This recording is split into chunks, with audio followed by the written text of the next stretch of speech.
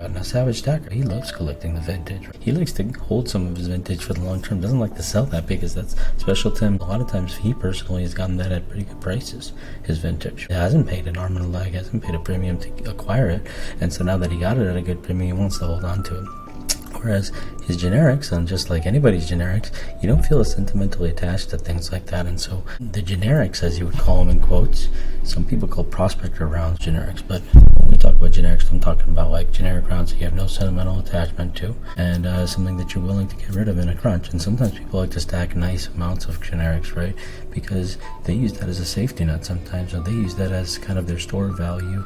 And when you need to act, then you can just take that big chunk of generics, boom, unload it in one place, and boom, and move on with the next course of life and make that value work for you. And so that's kind of the purpose of why, in my opinion at least, you kind of stack silver, stack gold in the first place. You just store your value somewhere else.